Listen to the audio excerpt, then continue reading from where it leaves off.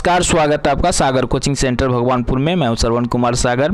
Bihar NMS exam 11 मार्च देने जा रहे सभी स्टूडेंट को मेरा नमस्कार। मैं हूं श्रवण कुमार सागर। आज की वीडियो में हम आपको बताने वाले हैं कल एग्जाम में आपको कैसा प्रश्न पत्र मिलेगा और कैसा मार्कशीट मिलेगा, उसको कैसे हल करना है। तो पूरा वीडियो जरूर देखिएगा। तो चलिए वीडियो को शुरू करते हैं। जैसा कि आप देख पा रहे हैं, ये ओरिजिनल क्वेश्चन पेपर है, 2025 में पूछा गया। देख सकते हैं इसी तरह का क्वेश्चन पेपर मिलेगा। ठीक है, आपको शुरू वाला पेज में कुछ निर्देश दिया रहेगा, जिसमें से जो इम्पोर्टेंट है वो आपको हम बता देते हैं। तो इसमें 90 प्रश्न आपको दिए रहेंगे। ये देखिए शैक्षिक योग्यता परीक्षा का है। इसी तरह का दूसरा पेपर होता है जो मानसिक योग्यता परीक्षा का होता है। ये 2022 में पूछा गया, देख सकते हैं ओरिजिनल क्वेश्चन पेपर है। ठीक है, तो ये मानसिक योग्यता परीक्षा का, दोनों के बारे में बारी बारी से आपको बताते हैं। और ये देखिए ये है ओरिजिनल मार्कशीट जो आपको एग्जाम में मिलने वाला है। ठीक इसी तरह का आपको मिलेगा क्वेश्चन पेपर। ठीक ऐसा ही मिलेगा, बस यहाँ पर देखिए 2025 लिखा हुआ है, तो आपका यहाँ पर 2026 लिखा रहेगा। बाकी चीज़ ऐसे ही निर्देश दिया रहेगा। निर्देश में जो महत्वपूर्ण है वो आपको हम बता देते हैं। 90 प्रश्न इसमें आपको रहेगा, सभी में एक एक अंक मिलता है। ठीक है, यहाँ पे लिखा है चूंकि सभी प्रश्न अनिवार्य है, इसलिए उत्तर देने से पहले पूरे प्रश्न पत्र को पढ़ने की कोशिश नहीं कीजिए।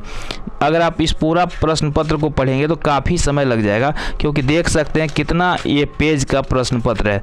ठीक है, काफ़ी इसमें पेज होता है, तो अगर आप पूरे प्रश्न पत्र को पढ़ने लगेंगे तो समय बहुत लग जाएगा, है ना। तो इसीलिए इसमें निर्देश में दिया है कि पूरा आपको प्रश्न पत्र पढ़ने की कोशिश नहीं करना है। ठीक है, तो करना क्या है वो आगे बताएंगे आपको। प्रत्येक विषय के अंत में रफ कार्य के लिए एक खाली पृष्ठ दिया गया। अब बहुत बच्चे कमेंट में पूछते रहते कि सर रफ कहाँ करेंगे, तो आपको दिखाते हैं रफ कहाँ करना है। तो ये क्वेश्चन पेपर है। ठीक है, इस तरह से आपको इंग्लिश में एक साइड दिया रहेगा, एक साइड हिंदी में दिया रहेगा। तो यहाँ पे आप इसको पढ़ेंगे।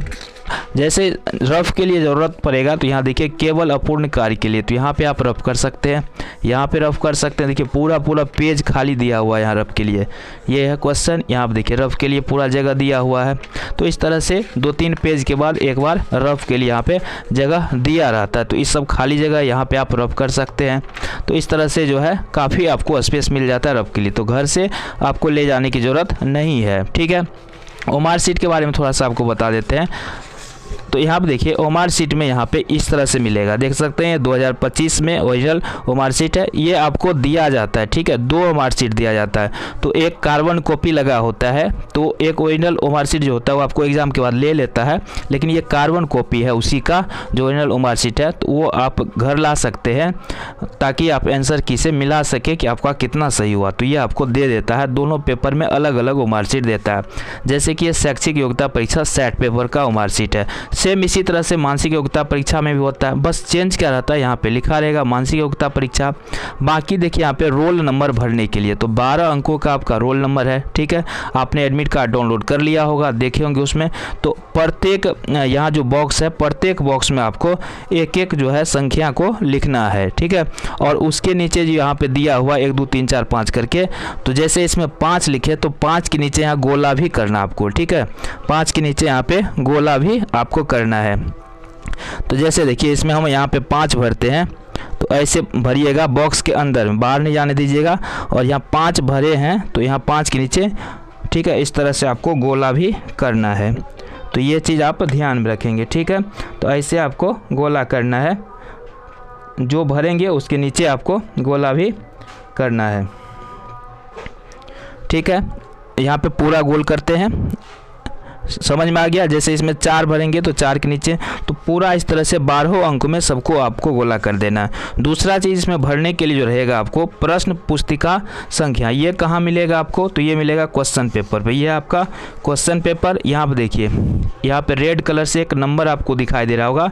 ठीक है, यहाँ पे दूसरा कलर से भी हो सकता है।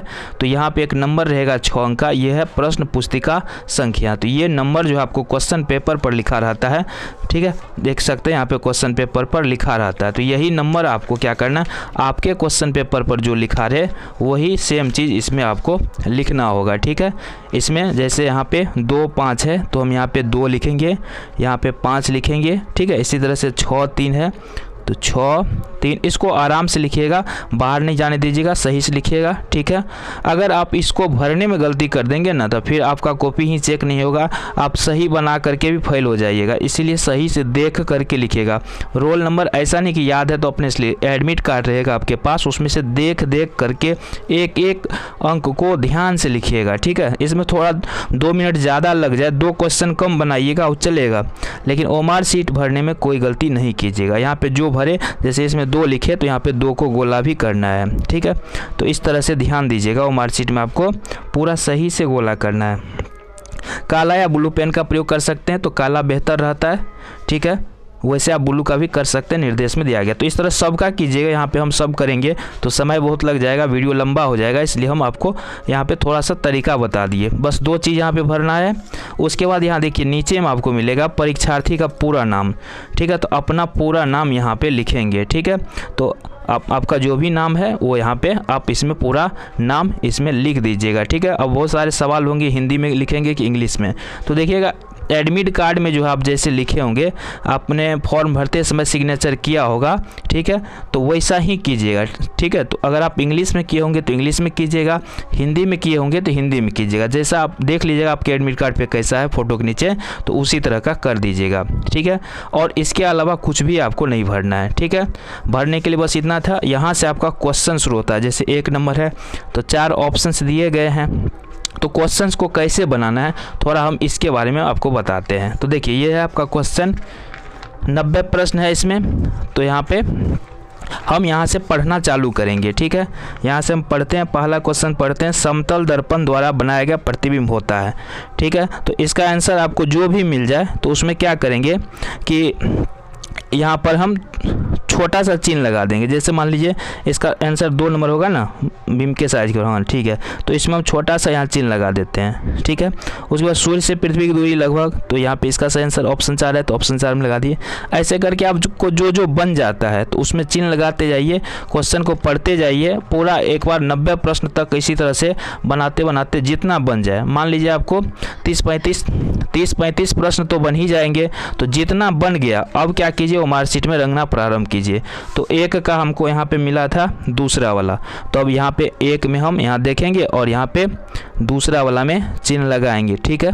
तो यहाँ पर हम दूसरा में लगाते हैं, ठीक है। पूरा गोल कर दीजिएगा, इसको ध्यान रखिएगा।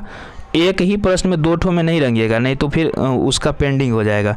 तो इस तरह से ध्यान, अगर कोई गलती हो गया तो उसको सही करने का प्रयास नहीं करना है, उसको वैसे ही छोड़ देना है, ठीक है। मान लीजिए कोई हम 2 में रंग रहे थे, 3 में रंग आ गया तो उसको कुछ भी नहीं करना है, छोड़ देना है।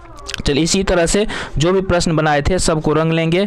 फिर उसके बाद देखेंगे कौन कौन बचा हुआ है, तो उसमें अगर रफ की आवश्यकता है तो रफ करेंगे, ठीक है। और रफ करेंगे और फिर उसको बनाएंगे, फिर उसको रंगेंगे।